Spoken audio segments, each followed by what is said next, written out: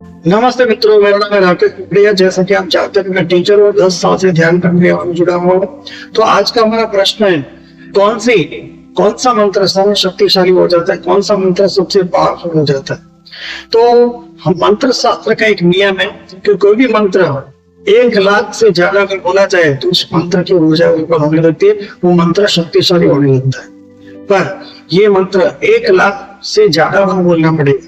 किसके अंदर इतने राह देखने की क्षमता है कि 1 लाख बोले फिर बाद में उसका एनर्जी महसूस करे। तो मंत्र शास्त्र के हिसाब से कम 1 लाख बार तो वो मंत्र बोलना ही पड़ता है। तो मंत्र बोलने के अलग अलग तरीके, अलग अलग पद्धति।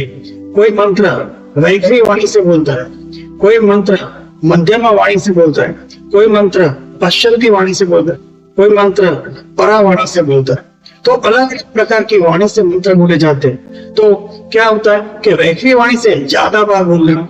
अगर कोई व्यक्ति मंत्र को मध्यमा वाणी से बोलता है तो उसको कम बोलेगा तो भी उसकी इफेक्ट ज्यादा महसूस होगी। अगर कोई इंसान पश्चिमी वाणी से मंत्र बोलता है तो उससे कम बोलने पड़ते हैं, फिर भी उसकी इफेक्ट ज्यादा होती है। और अगर परावाणी में कोई मंत्र बोले तो उसकी इफेक्ट सबसे ज्यादा होती है, क्योंकि एकदम कम बोलने पर भी वो शक्तिशाली मंत्र बन जाता है।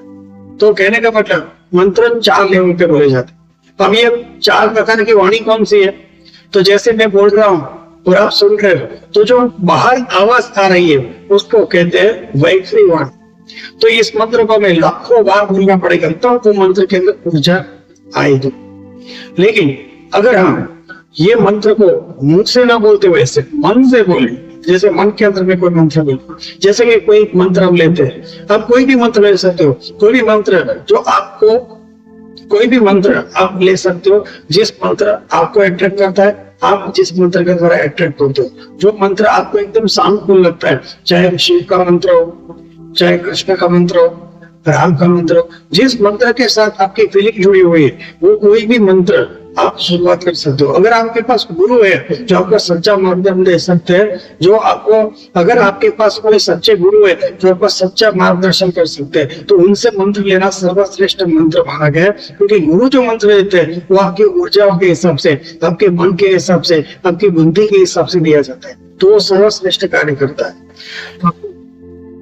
तो कहने का मतलब गुरु से लिया हुआ मंत्र सबसे अच्छा। लेकिन अगर आपके पास गुरु नहीं है, आपका कोई मार्गदर्शक नहीं है, तो आप जो मंत्र से आकर्षित होते हो, जो मंत्र आपको आकर्षण करता है, वही मंत्र से शुरुआत कर सकते हैं। जैसे कि ओम नमः शिवाय। तो जब भी आप ओम नमः शिवाय बोलते हो तो आप एक अच्छे स्थान पे, अच्छी जगह पे, अच्छे स्थान पे, अच्छे ठीक समय पर और ठीक अच्छे, न ऊंचा न नीचा, इस तरह से आसन में एकदम स्थिर होकर, मन को स्थिर रख के ये मंत्र बोलने होते हैं। तो ये मंत्र शास्त्र का नियम। दूसरा विचार नहीं आ सकता, सिर्फ मंत्र का ही विचार होना चाहिए। और जब बोलते हैं तो उसको वैखरी वाणी का मंत्र कहते हैं, जो बोलने के बाद उसकी ऊर्जाएं बाहर वातावरण में फैलती है। अब ऊर्जा के बाद चलिए तो साइंस का अगर आपको थोड़ा भी ज्ञान होगा तो आपको पता होगा कोई भी ऊर्जा न तो उत्पन्न हो सकती है, कोई भी ऊर्जा न तो नष्ट हो सकती है। ऊर्जा सिर्फ अपना स्वरूप रूपांतरित करती है। Energy cannot be created, cannot be destroyed, it transform into another energy. तो कहने का मतलब एनर्जी रूपांतरित होती है, न उत्पन्न होती है न नष्ट होती है। जो मैं बोल रहा हूँ आपको उत्पन्न होता हुआ दिख रहा है और बोलने के बाद नष्ट होता हुआ लग रहा है, लेकिन असल में एनर्जी न उत्पन्न होती है न नष्ट होती है। जैसे मैं बोल रहा हूँ ओम नमः शिवाय, तो असल में ओम नमः शिवाय मेरे अंदर ही था, जो बाहर वैखरी वाणी से बाहर आए।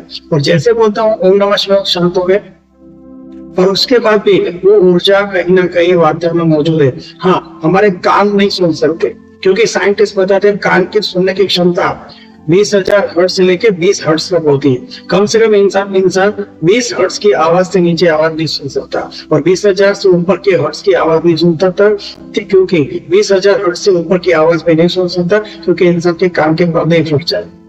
तो इसका मतलब ऐसा नहीं कि 20,000 के ऊपर की आवाज नहीं है, उनको अल्ट्रासाउंड कहते हैं। ऐसा नहीं कि 20 हर्ट्ज से नीचे कोई आवाज नहीं, उसको इंफ्रासाउंड कहते हैं। जैसे सूक्ष्म आवाजें मौजूद है, जैसे मैंने बोला ओम नमः शिवाय, पर ये आवाज लुप्त हो गई, आपके लिए नष्ट हो गई, लेकिन विज्ञान के हिसाब से कोई ऊर्जा नष्ट नहीं होती, एकदम सूक्ष्म में चली जाती।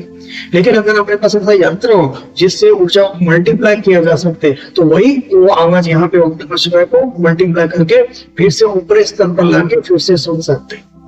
तो अगर ऐसे भविष्य में अगर विज्ञान के साधन बनेंगे जो सूक्ष्म ऊर्जाओं को अपग्रेड कर पाए, तो हम आज भी भगवत गीता कृष्ण के मुंह से सुन सकते हैं। लेकिन हजारों साल पहले के सूक्ष्म ऊर्जा को फिर से मल्टीप्लाई करना थोड़ा मुश्किल होगा। लेकिन भविष्य में 100 साल 200 साल के बाद ऐसे यंत्र बने कि इससे पहले यहाँ पे कौन कौन बोल चुका है और क्या क्या बोल चुका है, पूरे आवाज अभी भी ब्रह्मांड में यहाँ पे मौजूद है। उन आवाजों को फिर से अपग्रेड करके उनकी रियल आवाज में सुन सकते हैं। तो ऐसे मशीन भविष्य में डेवलप हो सकते हैं।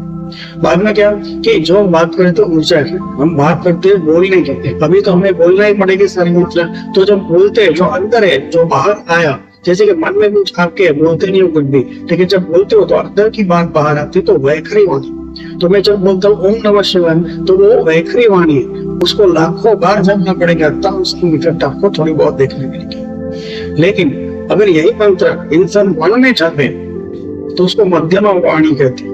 तो मन में भी कुछ तो विचार जप रहे, कुछ तो विचार बोल सकते, तो विचारों को हटा के मन में आपको सुनाई नहीं देगा, लेकिन मैं बोल तो रहा हूं अंदर। तो ये वाणी जो है उसको मध्यमा वाणी कहते हैं, जो बोलने की वाणी से 108 गुना शक्तिशाली होती है। तो आपको उतने मंत्र कम जपने पड़ेंगे और धीरे धीरे वो 108 गुना शक्तिशाली है, तो इसकी वजह से कम मंत्र में उसकी इफेक्ट देखने मिलेगी, क्योंकि दूसरे विचार नहीं आने चाहिए, सिर्फ वही विचार से मन में सतत उस मंत्र को जपना है।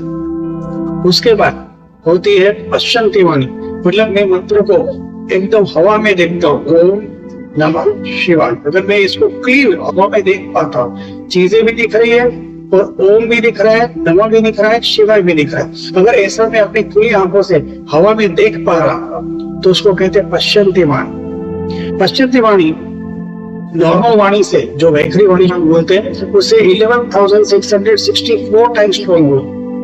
तो अगर ऐसा मंत्र आप जब भी मन में मंत्र बोलो और आपको दिखने चाहिए, मंत्र बोलो आपको हवा में दिखने चाहिए, तो आपको वो मंत्र नॉर्मल बोलने से 11,664 गुना शक्तिशाली वो मंत्र बच जाता है।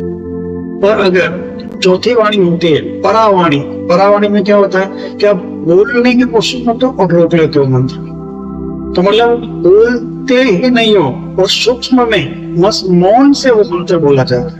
तो ये कैसा, ये बिल्कुल इसी प्रकार है कि आपको कुछ चीज अच्छी लगी, आप बोलना चाहते हो लेकिन रोक लेते हो, अच्छा नहीं लगा तो मैंने बोला था।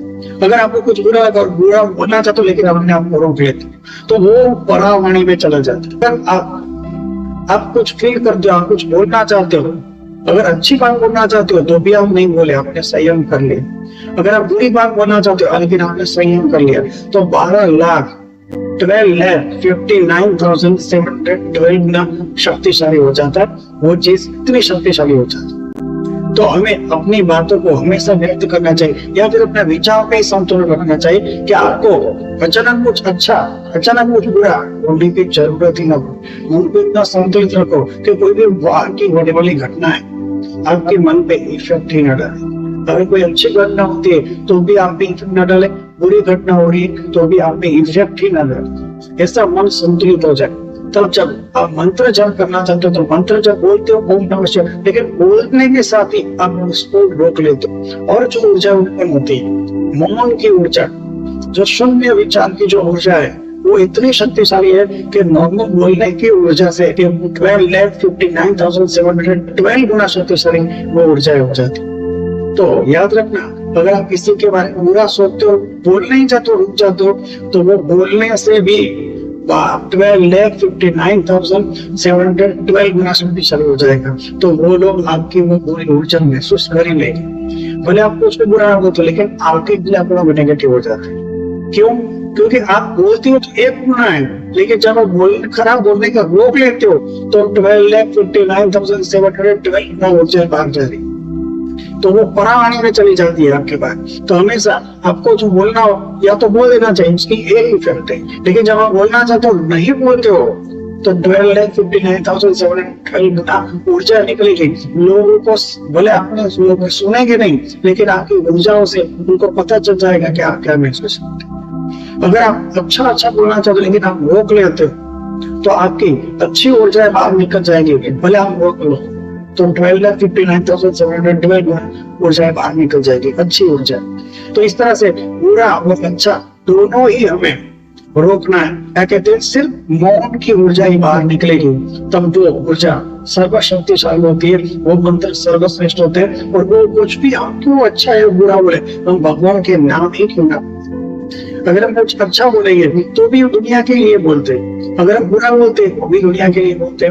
तो हम भगवान का नाम अगर हम जपते हैं तो वैखरी वाणी में जपेंगे तो लाखों बार बोलना पड़ेगा, तब तो उस ऊर्जा से आप जुड़ते।